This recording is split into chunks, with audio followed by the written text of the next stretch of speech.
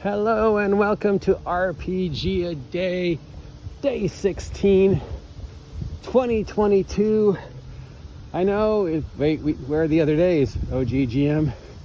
Well, up to now, a lot of the questions were not really vlog worthy. They were all just sort of, one word, 2 word answers.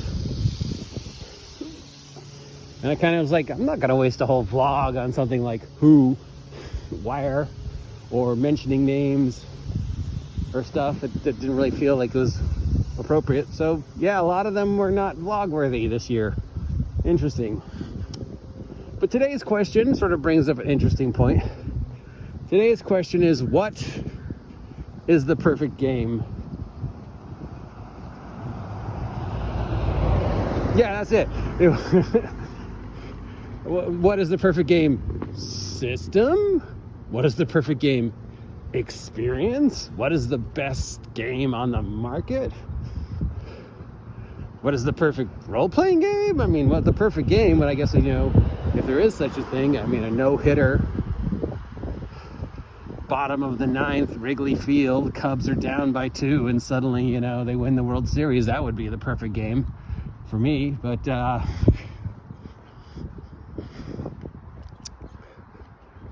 I don't know. Which of course brings up, I guess, in my mind, the question, what is the perfect desert island game? If you could only have one game system, what would it be? What would be the perfect system that would be able to be easily approachable, easily to teach, allow you to do anything you wanted? You got superheroes, fantasy, science fiction, outer space, creeks and crawdads, whatever. Doesn't take up a lot of room. Like if we're talking 800 pages, then no, it's out. It's not even close. It's not in the market. But most importantly is, how easy is it to get the materials for the game? So that to me sort of sets the, if there is a perfect game, would be not a lot of pages, easy to teach, approachable, able to be run for anything, and how easy is it for me to get the stuff I need? So what are like the 3 basic things you need to run a game? Are paper, pencils, and dice.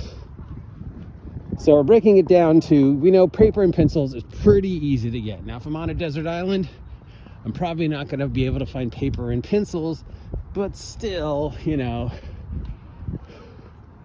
it's still relatively easy to find something to write with and something to write on. Even if it's a piece of charcoal and a rock on my desert island, it's still doable. So now it comes to, what is the easiest, most approachable method for generating random numbers, dice, that is available to me? And that would break down to playing cards or 6-siders. Because, I can get a 52 deck of cards anywhere. And I could easily make a 52 deck of cards if I was trapped on a desert island by just finding 52 different leaves and writing numbers on them. Or if I had a deck of cards with me. But even easier, what is the easiest, most approachable dice I can get that I could also make if I was trapped on a desert island? And that's 6-siders. I know there's a lot of arguments to the basic fantasy, the Chaosium system that is the core of Call of Cthulhu is the best role-playing game system, But it uses percentile dice. And I'm sorry, percentile dice are not easy to find. I can't walk into 7-Eleven and find a percentile dice. Ooh, someone stacked up the mini library with DVDs. Interesting. Right? Percentile dice are very obscure. They're only, you're going to get them only at a store that specializes in that kind of thing. But 6-siders, I can get anywhere.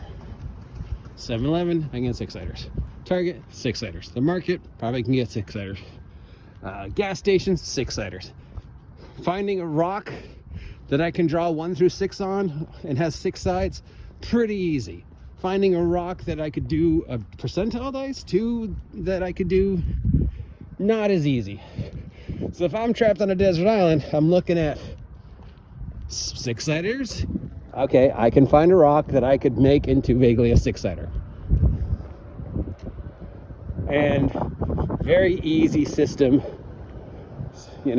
So yeah, I would think the perfect gaming system, if there is one, as much as I would, want to say the Call of Cthulhu system, but a 6-siders are easier to find and they're more approachable.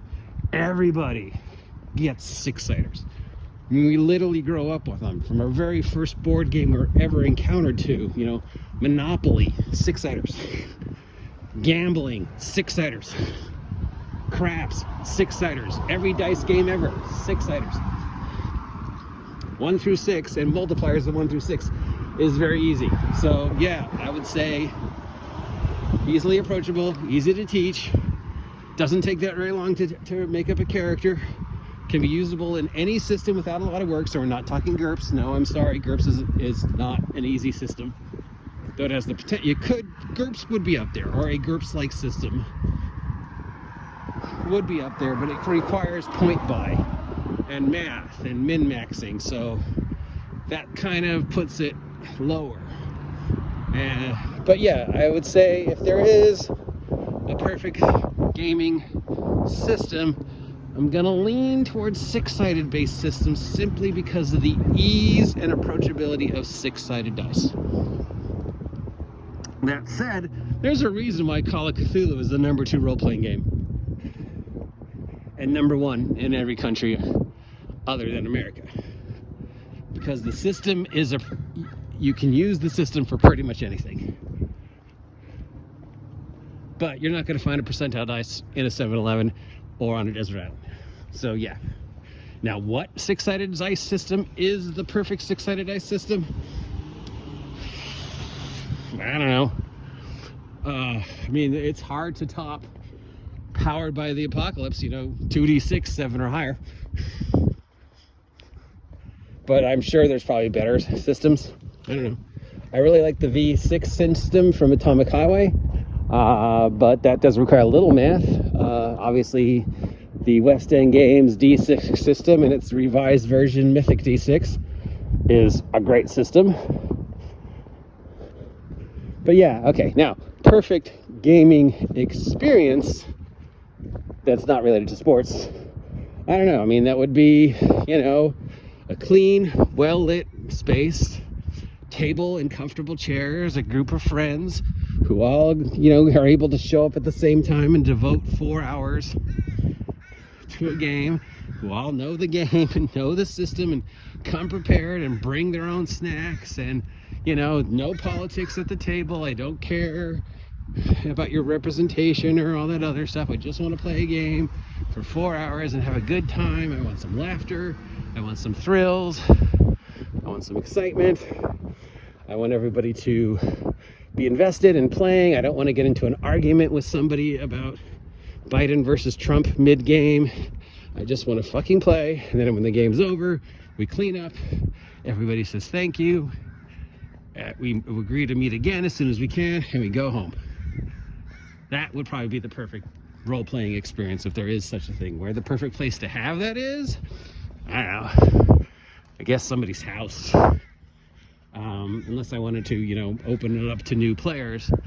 So then it would be a really well-run FLGS. But I don't know.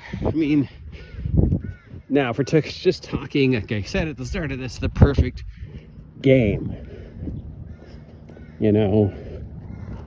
Tell them I'm done for the love of the game. The perfect game would be, for me, Cubs coming from behind, Wrigley Field, home game, bottom of the ninth to win the World Series. That would be pretty fucking perfect.